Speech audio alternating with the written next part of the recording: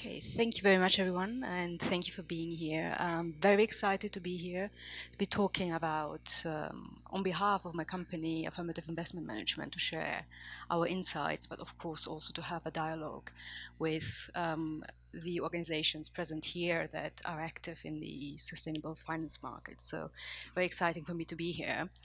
Let's see. Speak louder. Okay, I raise my voice.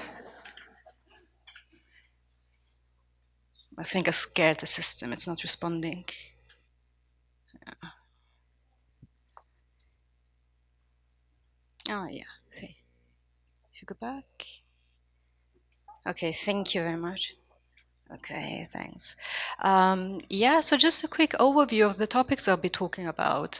Quick introduction to our company, Affirmative Investment Management, also called AIM. I'll give you an overview of the impact bond market, although I understand that people here are mainly familiar with the market already, so it'll be a quick introduction to that. I'll be spending a little bit more time on our Spectrum Bond criteria, which is our in-house ESG assessment process, and then some examples and extracts from our impact reporting, and then followed by some hot topics at the moment in the market and current market developments. Okay, so just as an introduction on Affirmative Investment Management, we are a fixed income investment house dedicated solely to impact bonds. In that sense, we are a pure play. We are still a fairly small company that was established in 2014, headquartered in London. We do have some offices in the US and Australia as well. So at the time when the company was founded by the two founders, really they had the vision that impact bonds were at the time a really tiny part of the global bond market, but they had certainly the potential to grow, and they also deserved to grow. And really the vision was to support the market in its growth. The founders also held the belief that the returns from a impact bond portfolio could be environmental and social without a trade-off of financial returns.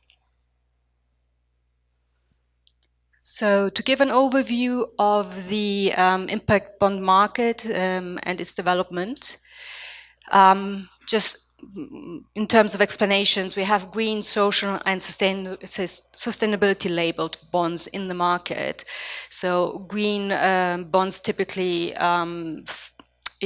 support things like renewable energy, low carbon infrastructure.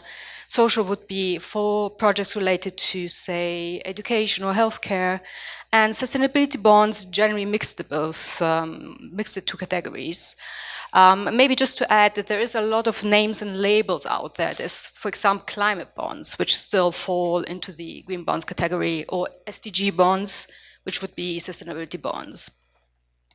And if you look at the chart, you can see that there has been quite explosive growth in the market since 2015 or so. The market, in terms of value, doubled, and then following year increased by about 50%. And it has plateaued since. And you can also see from the columns, the green column represents the green labels, that this is pretty much still dominant, even though the other two categories, social and sustainable, have been growing as well over the past 2 years, whereby social, for some reason, this year has taken a little bit of a step back, and sustainability bonds have instead really taken over. Just to show the industries that are behind the issuance. So from the start, really the government-related sector was the main driver, mainly multilateral development banks such as the World Bank. And the financial sector, banking sector, came on board at some point and has gained a pretty big share of the market. And maybe the other important industry to mention is utilities. So water and power utilities have played a fairly big role as well. Just to touch on market standards, I assume most of you are familiar with the green bond principles, but just to give a summary of what those are about. There is quite a variety of standards in the market, which are all voluntary. The main set of standards really is the green bond principles. It's the most referenced set of standards, and it has been established for best practice transparency. It encompasses 4 key principles, which look at use of proceeds to be able for investors to determine that the projects being funded really have environmental benefits. Then it lays out a process for project selection and evaluation, whereby it is the preference in the market really is to use an external review by a second-party provider such as Sustainalytics or Vigeo. It also lays out management of proceeds, recommending that proceeds need to be tracked by the issuer in an appropriate manner. And the preference here as well is that the issuer uses an external auditor. Reporting relates to regular disclosure of information regarding proceeds allocation, which is a common practice in the market as well. Maybe just to add that apart from the principles, ICMA, the body behind the principles, a few years ago also came up with impact reporting metrics, which are also widely used in the market. And in terms of importance, green bond indices such as Barclays MSCI Green Bond Index does use green bond principles as a screening tool. Other standards worth mentioning, which are quite common, is Climate Bond Initiative certification, also second-party opinions, which I've just mentioned, and we see to some extent some green credit rating assessments by the likes of Moody's and S&P. So touching up on our in-house assessment process called Spectrum Bond, just running through what the criteria stand for. So S for sustainable, referencing, of course, the SDGs and the Paris Agreement. Positive externalities. We look both at social and green benefits from the assets we fund. C for credit, because impact bonds are very much function like a regular bond and need to be creditworthy. So we look at traditional credit criteria such as liquidity and debt levels, but also the ESG criteria that influence the credit profile of the issuer. T for transparent, referring to reporting and disclosure, whereby we expect disclosure and transparency both before the bond is issued and post-issuance as well through reporting. The criterion that stands out a little bit probably is R for responsible, meaning we look at the issuer. We don't just look at the bond framework. We equally take into account how responsible the issuer is, whether the issuer has integrity and strong standards, and whether the business model is sustainable. U for use of proceeds, very much tying in with the green bond principles, and M for material and measurable, which is very important for impact because we do annual impact reporting. So these are our sectors from our taxonomy, extremely small. I do not expect you to read them all. I'll just pick out the sectors which are more relevant, which we see the most of in the market. So we have, I can hardly read this, energy, which is of course renewable power, but also the infrastructure surrounding renewable power, such as grid and transmission networks. And then we have another very big sector is physical infrastructure, referring to low carbon transport, such as trains or electric vehicles, but also climate resilient infrastructure. So infrastructure is resilient against floods, for example, and green buildings, energy efficient buildings, which frequently have a label. On the social side, the key sectors probably in the market are social housing, which is especially big for European issuers. We see a lot of public sector organizations issuing bonds to help support social housing. The advantage with that particular sector is that it often is embedded in legislation and regulation, so you have a lot of criteria defined already through that, which gives a little bit more credibility as well. The other big sector is education and healthcare, whereby we mainly see actual infrastructure being funded, so schools and hospitals. So just to do a deep dive into some of our criteria, on positive externalities, it's worth mentioning that we take quite a holistic approach, meaning that we value both green and social impacts, and that is regardless of the label. So as an example, we had CDC in France, which is a public sector organization, issuing a green labeled bond. It financed a whole range of different sectors, one of them being green buildings. And they had very good standards with regards to the buildings, so it was quite a clear benefit that you got from that. But in addition to that, the contractors they use for construction had to fulfill a requirement. They had to hire a certain percentage of long-term unemployed people to help them getting back into the labor market, which is it's a public sector regulation really, but it's something that they applied, and it's just worth mentioning that even though we were funding this green bond, we would get social benefits out of it as well. And for us, this is a plus because really impact matters. There's a lot of critical issues and very little time to support them all. So an example like that, where you can tick multiple boxes, it is certainly an advantage. So we always encourage issuers to look at both social and green benefits that they may generate, regardless which label they use. Then another key factor for us is ESG risk, just as important as benefit, because risk can of course reduce the positive impact or wipe it out altogether.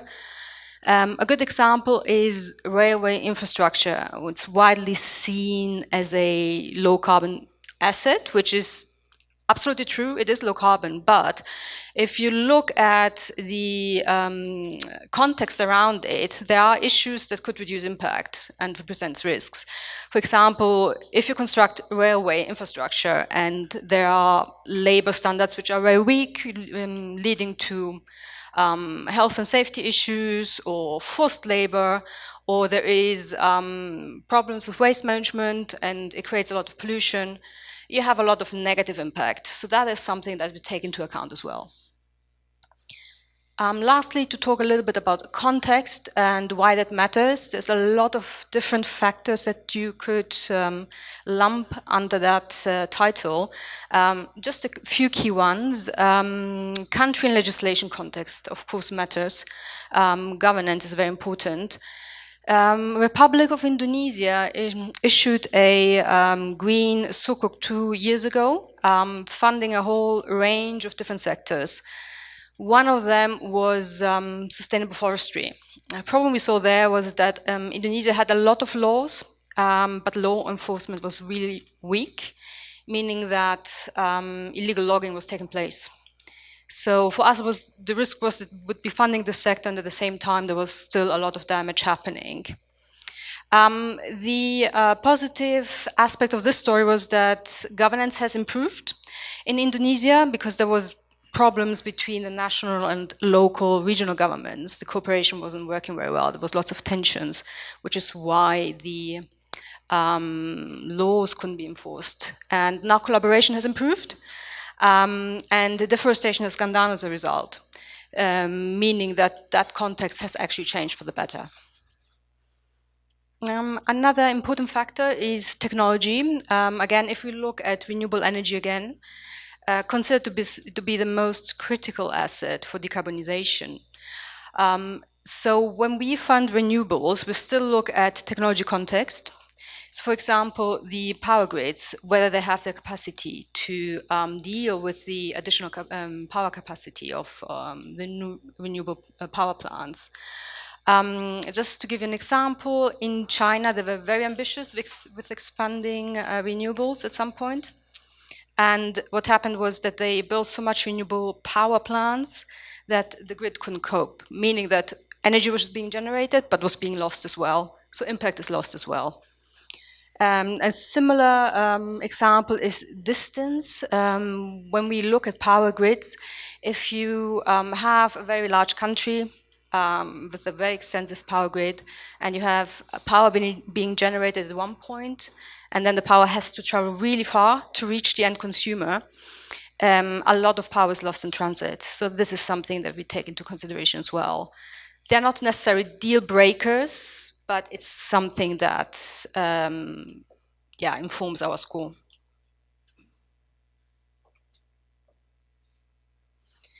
So the next criterion, maybe to give a bit more color on, is responsible issuer. As mentioned before, we go beyond the actual bond framework, looking at integrity and transparency of the issuer.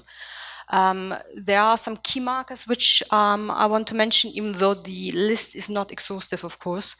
So we really look for an issuer to have a very solid ESG strategy aligned with the SDGs and international protocols such as ILO labor standards.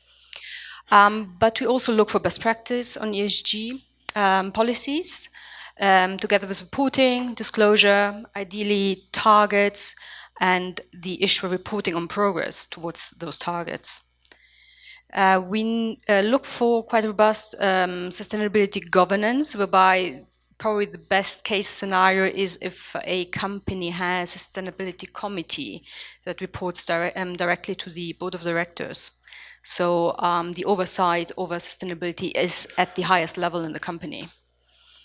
Most importantly, there needs to be a strong alignment between the framework, what is being funded, and what the issuer is doing in terms of overall activities. This is mainly related to a concern of greenwashing. So that happens or can happen when you have an issuer, the core business is either fully or partly unsustainable.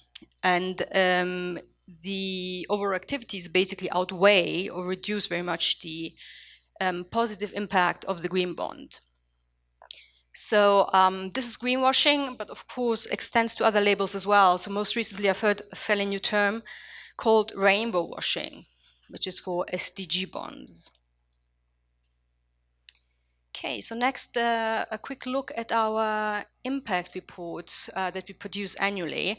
So this is for the Global Climate Bond Fund, our biggest fund, which we manage on behalf of Lombard Odier. And this is really to show why we need quite detailed, concrete impact data, because we do our own calculations as well, and we need to collect a lot of data. And to be able to produce these metrics, we need good quality data. So you see that carbon emission avoided features there, which is very much one of the most common metrics in the impact space, of course. But also we have sector-related metrics. We have a number of passengers transported when it comes to low carbon transport. We have square meters of buildings when it comes to green buildings, and so on and so forth. So ideally, when we collect data from issuers, we want to have project level data rather than aggregate data.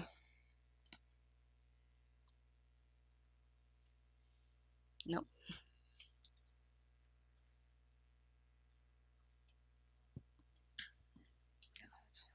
Okay, you try, maybe. Oh. This is all in Portuguese. This is not me. You went really far.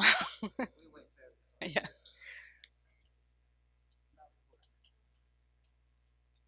Yeah, that's the one. Yeah, oh, thank you.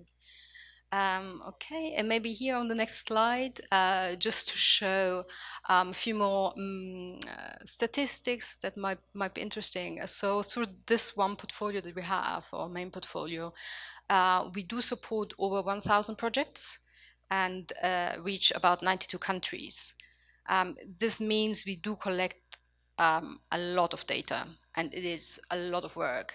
And so this is why we really are pedantic and really hope that issuers can collaborate with us and provide good quality data. Okay, so another extract from our impact report, just to show the importance of carbon metrics. Again, I realize it's a little bit small to read, but I'll read it out to you. There is carbon metrics being presented in quite a few different ways.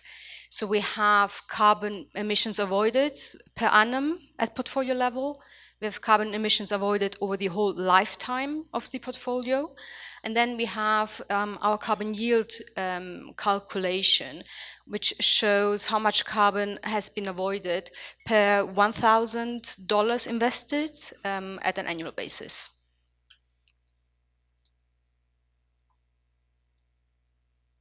Okay. It's a bit temperamental. There we are. We include case studies as well. We are not just all about data and metrics. This is really to give some context also for our clients who appreciate a little bit of education as well.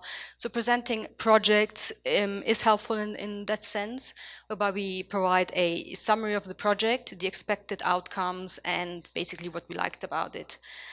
You can also see at the bottom the SDGs that this particular portfolio ticked, and seeing that number 7, 9, 11, and 13 are the most common ones that you contribute to. And this is very much a reflection of the market, because the most common assets are renewable energy, buildings, and low carbon infrastructure, which take exactly these SDGs. So moving on to market developments, current topic that is causing a lot of debate in Europe is the EU taxonomy. So I mentioned earlier, we have a lot of different standards in the market, and there is a lot of people still that think they need better guidance, need standards a bit more concrete, a bit more specific. The European Commission took that on board and proposed to develop a green bond standard to improve transparency and harmonize all the different standards that are out there. At the core of this standard is a taxonomy of activities that are eligible under green bond. Just to mention a few key features, at the moment the taxonomy focuses on mitigation only. Other sectors will be added, adaptation, other environmental sectors over time, but mitigation really had priority. It's 67 eligible activities overall, and mostly the taxonomy provides very detailed technical screening criteria and very concrete thresholds. It also includes a do no significant harm framework, which represents very much ESG safeguards. The main areas that we thought as a company that needed clarification was really with these thresholds. We don't know, are they meant to be dark green? Are they the bare minimum that the issuer needs to reach? So some clarification on that would be needed. It's something we have included in our response to the proposal. On the DNSH principles, we had some concerns as well. These are meant to be the safeguards. Are they rigorous enough to avoid risks?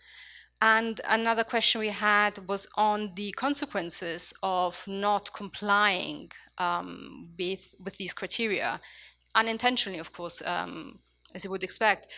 So you have an issuer constructing renewable power infrastructure, and they violate one of those DNSH principles, there's maybe a pollution incident.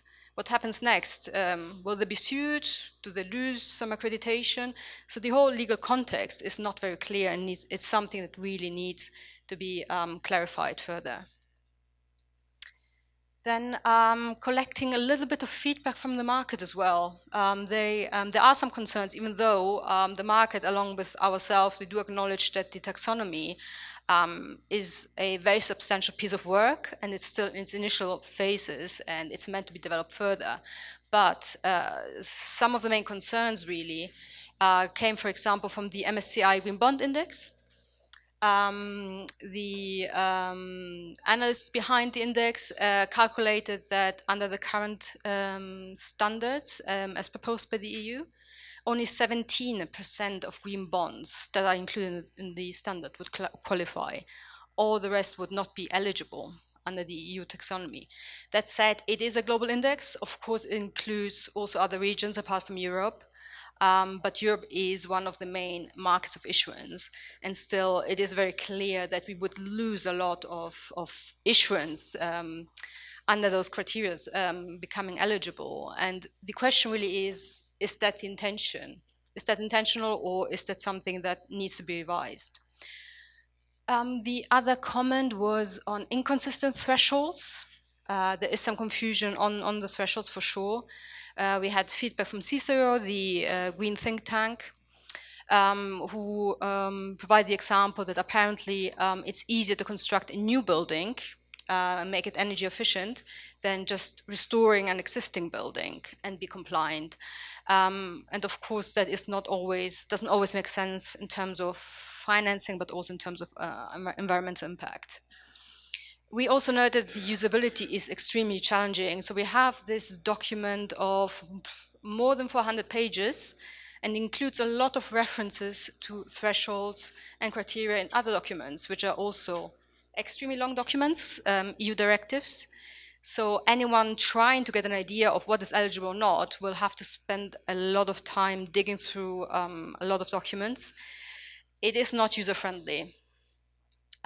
So as a result, our recommendations really were to classify the thresholds into shades of green, dark green, medium green, light, to give an idea of where the issuers fall, and to make ESG safeguards more stringent. We had particular concerns on social safeguards not being strong enough. And lastly, to distill all these documents and make them more user-friendly.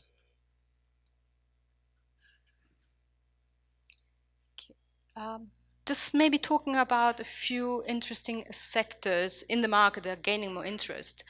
One being climate adaptation. So climate catastrophes, as most people will be aware, have caused a lot of economic damage and hit a record in 2017. So in short, losses amounted to 147 billion in that year. Also to say that our drive, our concern is not just the economic loss here. We are impact investors. We care about social and environmental aspects as well. So all this means, of course, the lives of people being affected by these losses, people dying, having to relocate, and so on and so forth. But it is a good metric to show the extent of damage being done and how serious the problem is. So we've seen adaptation getting more attention, and we had the European Bank for Reconstruction and Development last week or the week before issuing a purely climate adaptation themed bond, which is an absolute first. We also, again, to speak about the Republic of Indonesia, they were a very good example for adaptation. They fund very different types of assets, but resilient infrastructure is one of them. They also look at flood protection systems and also climate smart agriculture. To mention in that context also that the CBI adaptation criteria have just launched, meaning this is going to probably fuel issuance even further. The criteria, just to give a very rough overview, it doesn't provide specific thresholds, because this is something that's really difficult to do when it comes to adaptation. Instead, it recommends climate scenario modeling,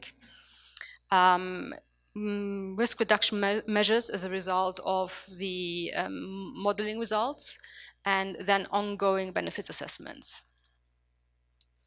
We think that we could see a lot more infrastructure issuers coming to market for adaptation, and specifically that would be water infrastructure, transport, and power transmission grids. They are the most vulnerable to things like floods and droughts.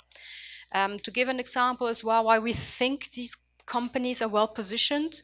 In the UK, we have water companies that are very strictly regulated and are expected to issue a resources management plan over 5 years that looks forward into the future 25 years. And that looks at things like climate scenarios and also demographic changes. And the water company has to demonstrate how they manage all these changes, all these risks, and calculate budgets and measures being funded. So you have very detailed plans in place that could easily feed into a bond framework. Maybe to quickly mention that AIM partnered with South Pole, which is a carbon accounting specialist, and we produced a study called Assessing Physical Risks of Green Bonds. If anyone is interested, the study is available on our website. Okay.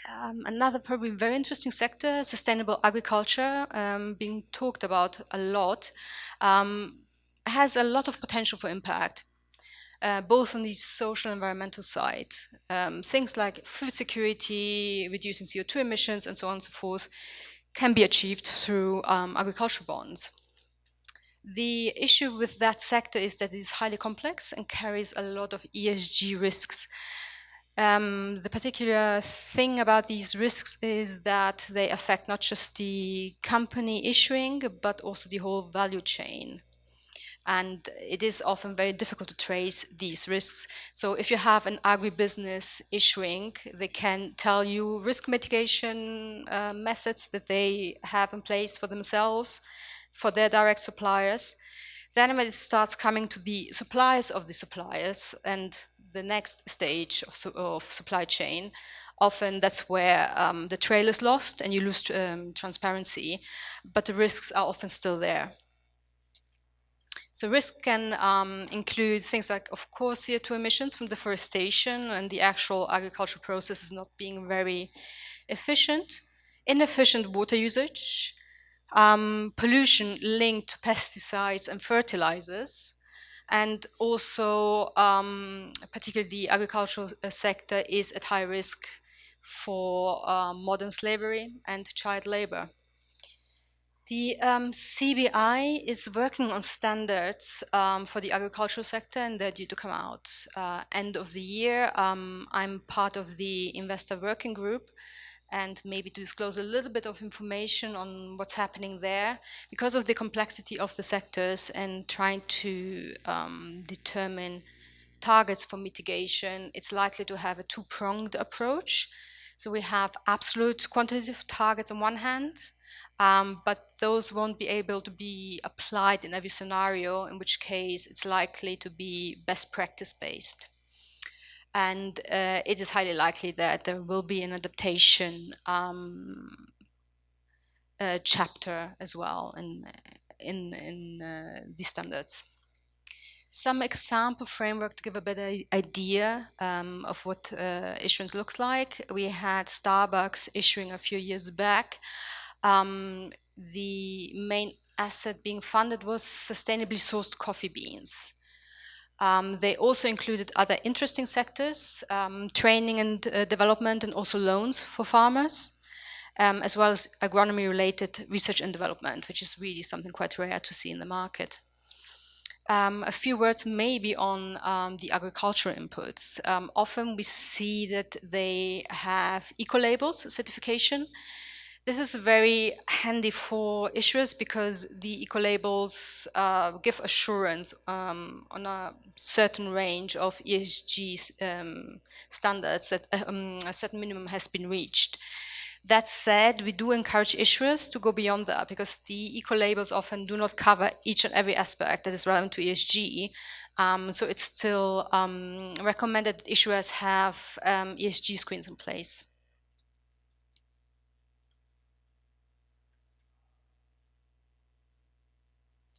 Okay, maybe the last sector to speak about, transition bonds, probably the hottest topic at the moment in the market. To demystify transition bonds, because it's an umbrella term that encompasses a whole lot of different things. We have on one hand bonds that have been issued by non-green industries. So these are industries that are brown, and are likely to remain brown because they can't change the model or are not willing to change the model, but they still want to become more eco-friendly. That would be industries such as cement, steel, aviation, oil and gas. One important thing I'd like to mention in that respect is that these industries are not all the same, even though they are brown. And we need some differentiation here. Things like cement and steel are crucial inputs for green infrastructure. All the water and railway infrastructure that you construct requires cement and steel. So this is an essential input. Whereas we have other industries that, specifically gas and oil, tend to compete with green sectors, so renewable energy. Of course, that said, oil and gas, they produce petrochemical products as well, everyday consumer products. So it's only fair to mention that. But the approach or the perspective of these industries needs to be a bit more differentiated. The challenge with these industries really is assessing the net benefit that they are trying to achieve with the green bonds and the negative impact from supporting these industries and helping them surviving longer. You're extending their lives really, and trying to do a fair calculation, it is very challenging. The other category worth mentioning is bonds by transition companies. These are issuers that have both brown and green assets, but are progressively moving towards green. So one example is Enel, an Italian utility that has just issued a SDG-linked bond. This is again a very new type of bond. It funds general purpose spending, so it's not linked to assets. The reason is that the issuer wants greater flexibility in spending, being able to allocate funds to operational expenses, and they think that through that they'll be able to speed up the transition. The other characteristic, coupon is linked to achievement of a specific renewable energy target, because there still needs to be a connection between the bond and the SDGs. So for us as investors, it does mean less transparency because it's not project level. When it comes to tracking the funds, and it implies a different approach for us as investors. So something that we need to work out as well in terms of processes. Okay. So that really was the end of my presentation. I hope the information was useful. Happy to take questions during the coffee break, or please get in touch via email. Thank you very much. Thank you.